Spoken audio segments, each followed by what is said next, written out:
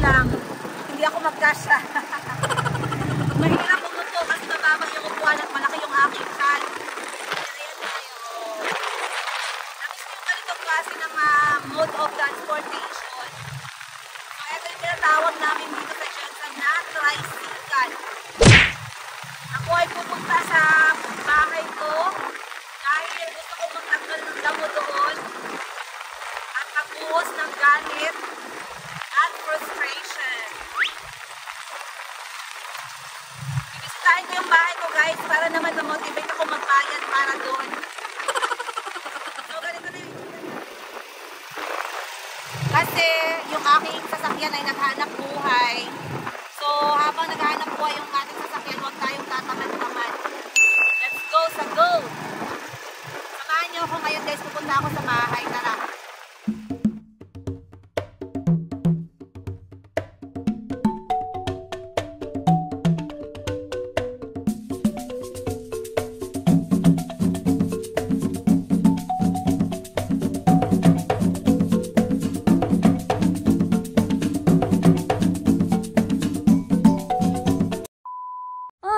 Guys, andito na ako ngayon sa aking maliit na tahanan. Ayan, nasa likod ko. Tingnan ko kung kita ninyo. Ayun.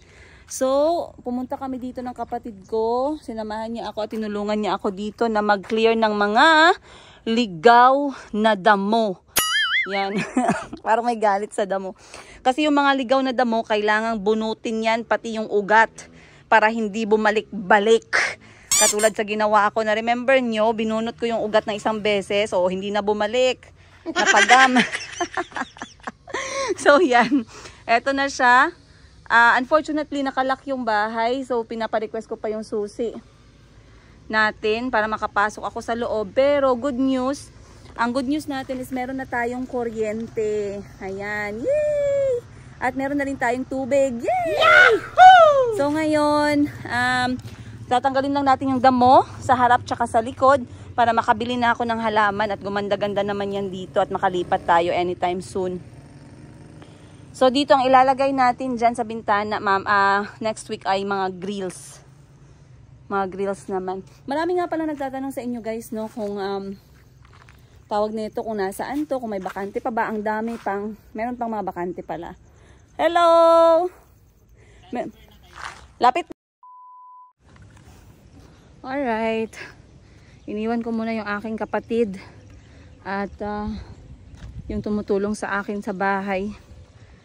Kasi binigyan ako ng kapatid ko ng isang extra na helper. Kasi napapansin niya parang malapit na akong manganak. Nag-worry yung aking kapatid. So naglilinis muna kami dito. Ako naman habang busy sila, mag-walking muna ako isang ikot. Masarap dito mag-walking kasi walang distraction, oh. Tsaka malapad yung lakaran. Hindi ko na nga dinala yung mga bata. Iniwan ko muna sa bahay para maayos na pahinga talaga. Alright. Sa inyo kung nasaan tong lugar na to, sa Jensen, okay? So, etong housing na to ay under sa Agan, Katanggawan, dito sa General Santos City. Ngayon, hindi siya medyo malayo sa proper city, no? Siguro nasa 20 minutes. Tapos merong mga market nearby, merong paaralan, merong elementary, merong college, merong hospital. So for me, okay na tong location niya. Ngayon, sa mga nagtatanong kung meron pa bang bakante dito or pag gusto nyong bumili, pwede po kayong mag-PM sa akin. Ilagay ko yung email address ko para ma-direct ko kayo sa mga taga-Agan Katanggawan na staff. Ayun. Syempre maganda din dito guys kasi tahimik. As you can see, marami na ring bahay dun sa dulo. Tsaka as of now, dito sa harapan banda, yan kung nasaan yung bahay ko, malapit sa gate, meron ng mga 4. And I'm hearing na this year, mas marami pa yung magsa-start na dito nalilipat. Napansin ko kasi guys, kaya ako naglalakad pala, change topic. Napansin ko parang ngayong etong pagbubuntis ko na to, medyo nagahubag yung aking mga legs at saka paa. Nag-start lang siya 3 days ago. Hindi ko to na-feel sa mga lalaki ko na anak, pero ngayon na-feel ko siya. Active naman ako, pero kulang pa din siguro. Kaya yan, naisipan ko wag magtamad-tamad today. Alam ko marami sa inyo pala yung gustong marinig kung ano ba talaga yung nangyari. Bakit na-deny ng boarding si Kuya Kahil at hindi siya nakasakay. Mamaya i-share ko sa inyo pag ready na yung lahat ng aking mga documents. Para naman familiar sa inyo talaga. Iba kasi yung mga ganong klaseng usapan. Merong backup na documents. Hindi naman maselan yung documents eh. Mga pasample lang natin para magets ninyo. Tsaka dapat tama yung mga details. Kasi ano yan eh, awareness video. Ibig sabihin, ang i-share ko sa inyo ay facts based on my experience at sinabi ng mga knowledgeable people. Ayun. So, ito ang bitbit ko ngayon, yung aking water glass. Bigay ng aking ate ng New Year. Ay, ganito ang gilid guys, oh. Parang bukid yung dyan na area kasi ang daming puno, ang daming buko, ang daming kawayan, saging. Ang ganda. So, iniisip ko baka makapag-transfer na kami. Kung hindi ngayong buwan, next month. Pero ngayong buwan kasi marami pang pwedeng mangyari. Like I said, sa ngayon, empty pa talaga yung bahay. So, yung aking goal is malinisan at matanggal yung mga damo. Number 1. Number 2, malagyan ng grills ang mga bintana. Pag natapos yun, I will share with you guys what's the next step. Pero sa ngayon, yun na muna. Whew. A few moments later. Alright, ayan na, nakabalik na tayo guys. Mga 30 minutes lang ako naglakad pero mahaba na yung nagawa ng kapatid ko. Kasi si Gigi sa likod siya naglinis. Ay no, hindi ako makapasok. So sad, nakalak ang bahay. Pero eto ang plano ko dito, lalagyan siya ng bubong para sa sasakyan hindi mainitan. And then dito nag-iisip pa ako kung grass or bricks yung ilalagay natin. Para malinis at maayos yung parang area ng mga bata. Pero likot tayo sa likod. Ayan, si nanay doon, kapitbahay namin, sobrang bait. Ayan, ang ating master's bedroom.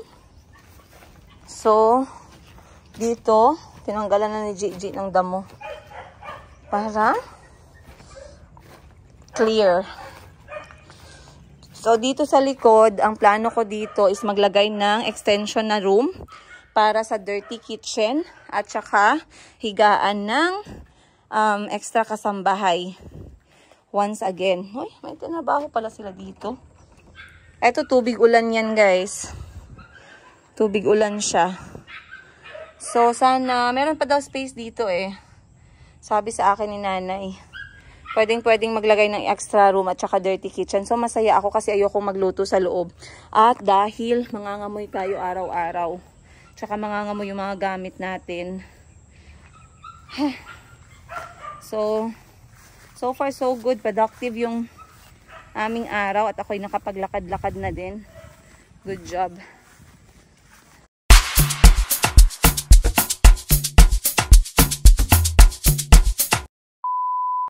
Nag-ikot ako ulit guys kasi napansin ko kailangan ko palang bilhan ng mga bulb. Etong labas ng bahay. So once again, dahan-dahan lang. I think this is pin type. Yung kanyang bulb. Pin or screw. Tanungin ko nga si nanay mamaya. So, lahat-lahat. 1, 2, 3, 4, 5. Bali 5 bulb lahat. So ayan oh, malinis na sa harap. So dito din meron sa may parking ng sasakyan. Another. I believe this is screw type. Okay. So time check natin 5:30 na ng hapon at medyo dumilim-dilim na. Malapit na din silang matapos. Ang dami kong pagod, nanonood lang ako sa kanila. Dapat mag-isang round pa ako ng lakad eh. Pero anyway, dinala ko itong aking drone guys kasi kapag meron kaming time katulad ganito, nagpapatraining ako sa kapatid ko na ilipad yung drone para pangdagdag sa skill. So maganda na alam niya nang gumamit ng drone kasi hindi natin alam, baka next time merong mga event. Tapos pwede na siya yung mga laga ng drone, pwede na siya yung magpalipad. So hinahayaan ko lang siya mag-train, binibigyan ko ng extra battery para talagang sigurado na ma-maximize yung training niya. Self-taught lang kasi guys, alam nyo, mahal magpa-train ng drone, mahal magpaturo. So dito sa Gensan, ang pagkakaalam ko, nasa 2,000 pesos Hindi bababa sa 2,000 pesos pag nagpaturo ka sa iba kung paano magpalipad ng drone. So, diba, meron magpaturo. O sayang pa yun, pang racket pa yan ng kapatid ko, pang allowance niya pa sa eskwelahan. Total, meron naman akong drone, may extra namang battery.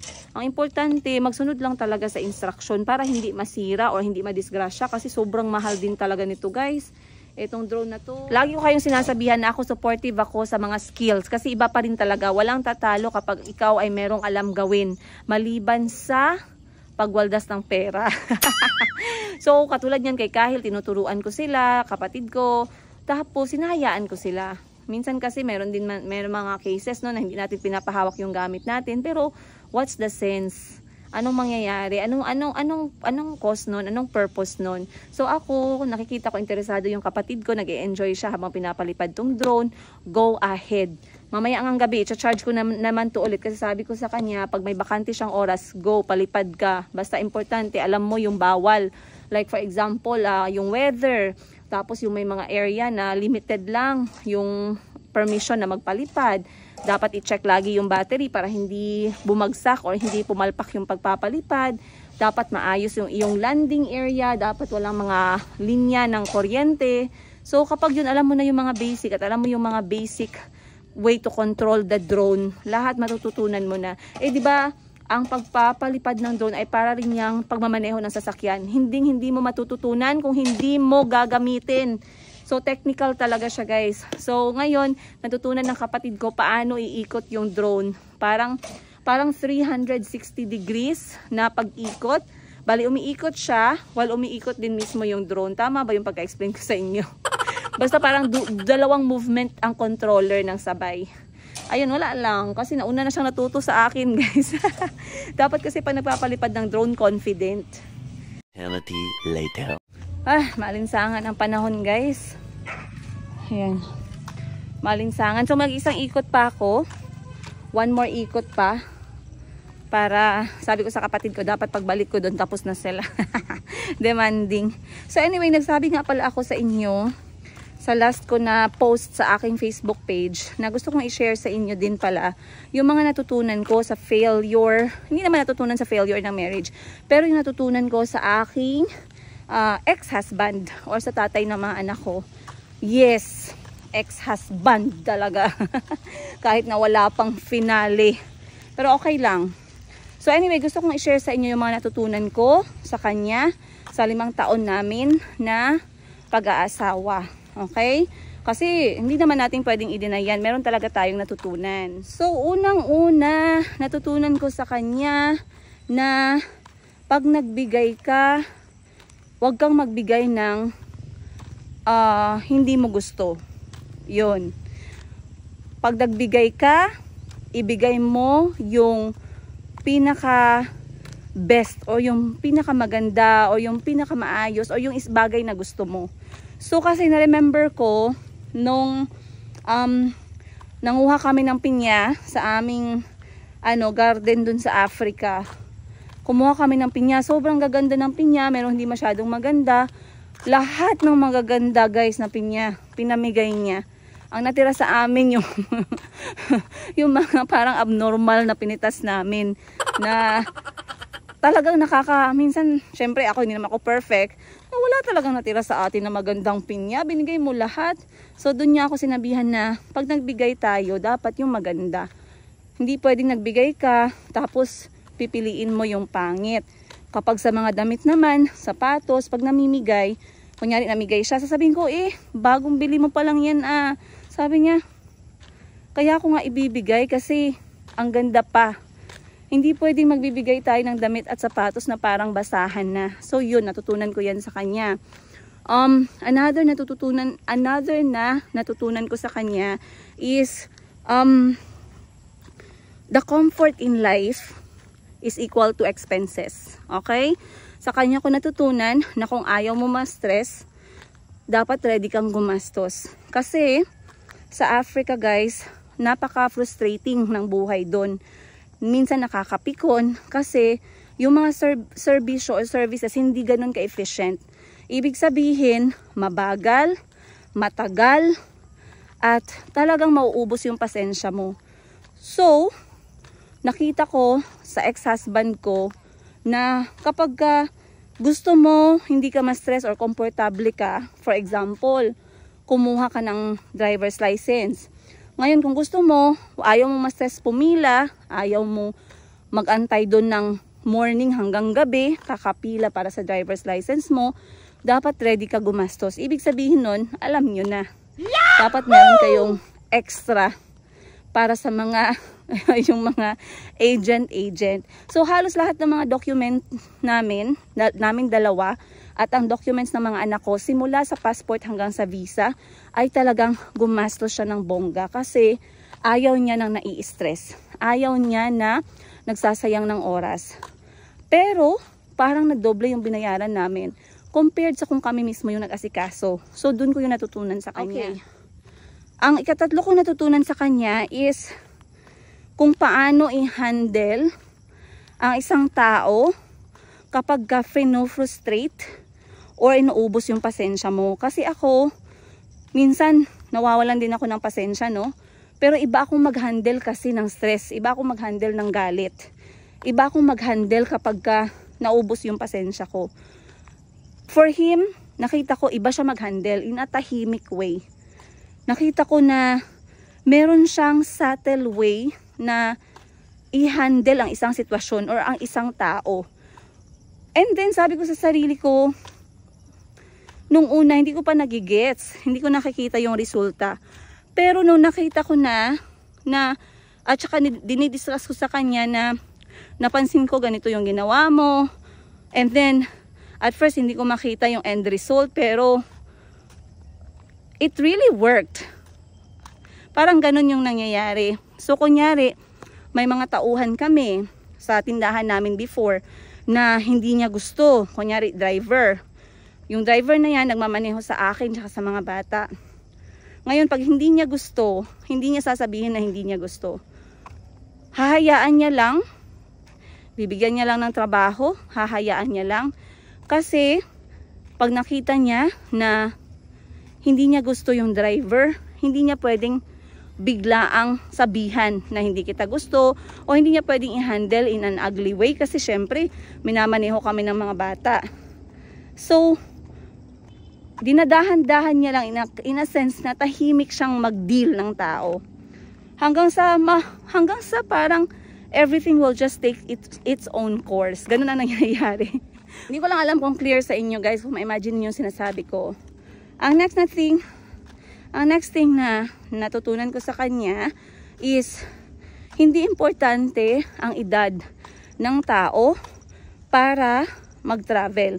Kasi ako, sabi ko sa kanya, wag muna nating isama yung mga batang maliliit na nagta-travel kami kasi hindi pa rin nila naiintindihan. Wala pa rin silang, ang iba pa rin yung kanilang form of fun, which is yung paglalaro.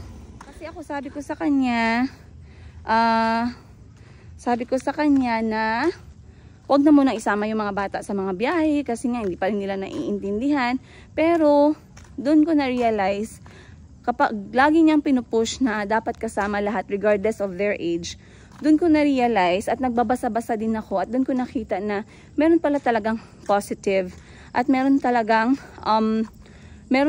improvement sa life ng isang family o sa life ng isang bata kapag maaga pa siyang na-expose sa travel. So yun, natutunan ko rin sa kanya yun. Ang next ko na nakuha sa kanya ay yung pagiging observant sa isang tao at yung hindi basta-bastang pagtitiwala. Pero in fairness guys, sa lahat ng mga natutunan ko sa kanya, na-apply ko lang din sa kanya mismo. So nung nagkataon nga, katulad ng sinabi ko sa inyo na medyo shaky na yung pamilya namin, talagang inobserbahan ko ng maayos. I was just, parang yung imagine nyo na lang na I was just there, seated from the distance and watching what's going on and understanding what's really happening while slowly taking it in. Oh, 'di ba? Ang drama. So parang ganun yung nangyari. I did not speak. I spoke, yes I did. Nag-communicate ako, but you know, sometimes kailangan natin ng kamay na bakal para marinig tayo. So, isang beses, dalawang beses, tatlong beses, Until when are you going to just talk, right? So, sabi ko nga sa kanya, nung matagal na naming usapan to, nung naghiwalay na kami, sabi ko sa kanya, kasi sabi niya sa akin, kahit anong gawin mo, kahit na saan ka man pumunta, you can never deny na may natutunan ka sa akin, yung sabi niya. At sinabi niya din na may natutunan ako sa iyo. Sabi ko, yes. I don't deny. I will never deny that I learned I learned a lot from him. And ang para sa akin is yung nagstick talaga sa akin as person is yung if you want to live comfortably, you will have to spend. Isa yan talaga sa nagstick sa akin kasi with 4 kids, you can never live comfortably unless you are willing to work. Unless you are willing to accept the fact na magastos talaga. Okay? So, yun yung mga natutunan ko. And regardless of what happened, I am still happy. May nagsabi nga pala, no? May nag-comment dun sa last ko na video, Madam, you are not happy. I can see it in your eyes. I don't know which kind of eyes you are seeing or which kind of eyes or whose eyes you're looking at. My level of happiness, of course, I would say I am disappointed, greatly disappointed with the downfall of my family. All right? And this is being honest. I am disappointed. I am sad that it happened. But the happiness that I'm telling you guys about is the happiness of having my peace of mind back once again. Yung nakakatulog na ako ng mahimbing sa gabi. Wala akong doubts, wala akong worries, wala akong expectations from someone you call husband. Okay? Wala akong kailangang pagsabihan na parang namamakaawa ka sa oras, sa pagmamahal na hindi mo dapat gawin. Okay? So, for me, like I said, I am disappointed. Malungkot ako sa nangyari sa amin, but it's okay. I will move on, he will move on, and the kids will be fine. Ayan, let's take it positively. But what I really know is, I enjoy what I have right now. Mas prefer ko yung ganito. Mas prefer ko yung peace of mind ko compared to anything else. Ayan, natapos ko na yung paglalakad ko, guys. Nakabalik na tayo. And, ayan na, madilim na. So, kukuha na kami ng sasakyan pabalik sa bahay.